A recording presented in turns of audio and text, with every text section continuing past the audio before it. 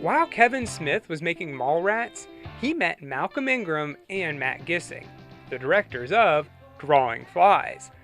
I guess they sparked a friendship because when they wrapped up filming for Mallrats, most of the actors jumped right into Drawing Flies. A stoner Bigfoot movie produced by Kevin Smith? How could you go wrong?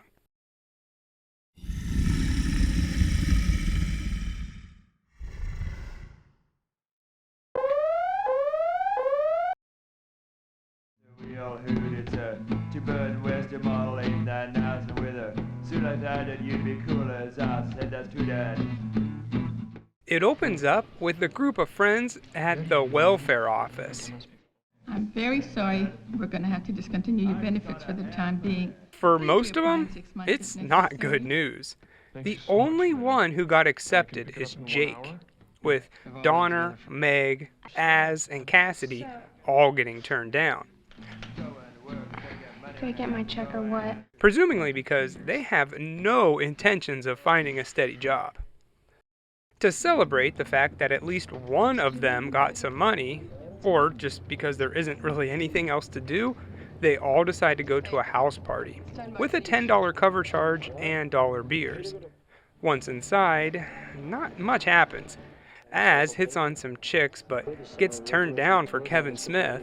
There's some deep discussion on the characters of Scooby-Doo and their roles in the show, and we see Ethan Suplee for a nice little cameo. But other than that, nothing happens. The next day, they're all sitting around wondering what they can do for money. Besides getting an actual job. The only idea they can come up with is to throw a party and charge $10 to get in, just like the one they went to the night before. So that's what they do. They use the rest of the welfare money to buy some kegs and they get set up. But there's a problem. While they're all inside messing around, someone stole the beer. Well, you can't have a party without beer, so they're SOL. At this point, Donner has already checked out and gave up on his friends. He was the only one working to organize the party, and now that the kegs are stolen, what's the point? So he zones out and watches the Bigfoot episodes of The $6 Million Man. I really need to watch those soon. Anyway, that night he ends up having what I can only assume is a drug-induced dream about Bigfoot. No judgment. If I had a nickel for every time I had a dream about Bigfoot, I'd be rich. And I don't even do drugs. Well, that little dream gave him an idea, and he invites his roommates to go camping. Most of them are not thrilled with the idea, but with literally nothing else to do and getting kicked out of their apartment soon, they all head out into the forest.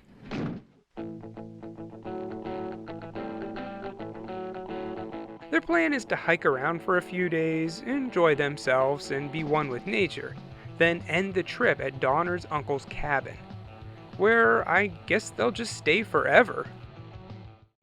The first night goes by fine, camping under the stars. The next day, everyone's excited to get to the cabin, but Donner convinces them to take their time and explore the area a little bit. But really, it's just so he can wander off and do his own search for Bigfoot. The group travels around doing a lot of stoner talk. Like, for example, Jake is saying one time he took a leak at his friend's house, but he saw some magazines on the floor and thought, it would really suck if I peed on those magazines. And sure enough, he did just that. So if he wouldn't have even seen the magazines, then he wouldn't have had the thought about accidentally peeing on them. Thus, he would have peed like a normal person. Are you keeping up with me? No? Well, that's because this doesn't make any sense. Moving on. We see what this group does to get supplies. Of course, they steal them. Are you surprised? One person will distract the shopkeeper while the other loads up in a jacket. As wrong as it is, it seems to work out just fine for them. They keep hiking deeper and deeper into the woods, with the group playing games like Desert Island to keep themselves busy, while Donner continues his quest. But the others are starting to notice how strange he is acting. That night, everyone is doing their own thing, while Cassidy and Az climb up a tree. I remember those days when you could climb a tree for fun. If I was to do that now, I would end up in the hospital. And, well, that's what happens to Az. He falls and probably breaks his arm. I say probably because they never go to the hospital. You know, having no health insurance would do that to you. So now their only option is to get to the cabin ASAP so Az can clean up his wound and get better. The next day, Donner promises them that they'll make it to the cabin. So they get to hiking. Az talks a little bit about what he used to do for money. He worked at a hot dog stand. He would make $60 a day selling hot dogs. And he was allowed one hot dog and a soda for lunch. But if you didn't eat it, you would get $64 a day. So he would eat condiment sandwiches. Ah, yes, I remember those days. I once went to KFC with 75 cents to my name. I ordered my food knowing I would overdraft on my bank account, but I was young and dumb and I didn't care. I never ate a condiment sandwich, though. Finally, after searching this whole movie, Donner finds what he's been searching for.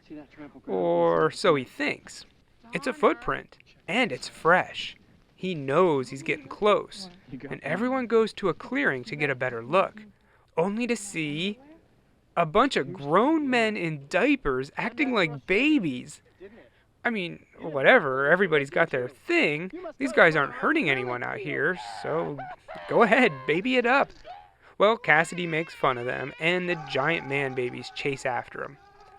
The friends hide out in some tree roots, and that's when Donner finally comes clean. There is no cabin.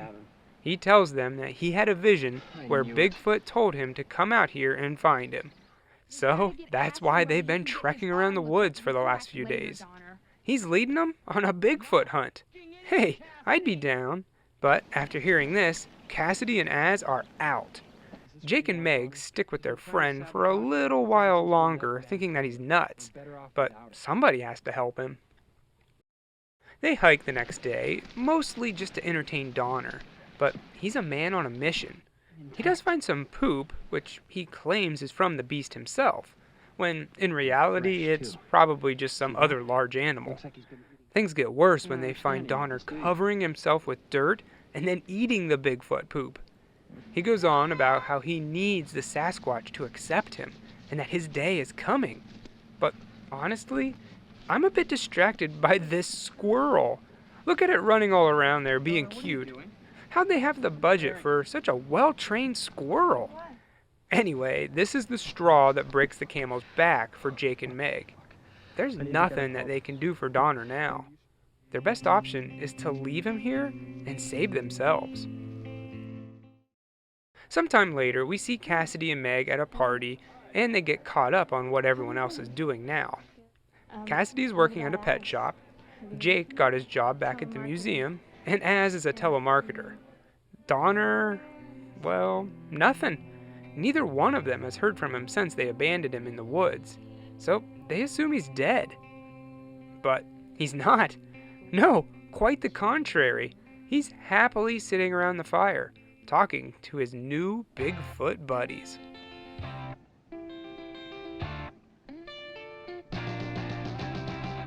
And that was Drawing Flies. And I don't know, it was okay. Before we get too far though, I do want to mention some of the funny credits, like Judy Lynn, who apparently gave them a duck, and the US Customs for not checking their car. This movie has that low budget, doing the best they can with what they had feeling. And when you look back at it like that, they managed to pull it off. But there are parts that drag and don't work. I don't need a deep conversation about peeing on magazines. And what was that fully grown men dressed as babies bit? It came out of nowhere and it caught me off guard. I mean, I laughed, but it was more out of, what the heck am I watching? I don't know. Any of these parts I didn't get, I guessed it was because I wasn't in the right mindset, if you know what I mean. It's a stoner movie first, and a Bigfoot movie second. I do have to admit, it's been a long time since I've watched Mallrats, but I did recently discover My Name is Earl, starring Jason Lee, which is a great show, but you would never guess that he would become the star he is today just by seeing Drawing Flies. That being said, it's an okay movie. It's kinda neat to see early Kevin Smith work. If you've seen mall rats and Clerks and you haven't seen drawing flies, then check it out. If you're in it for Bigfoot and Bigfoot alone, then pass. I give it 2 trained squirrels out of 4.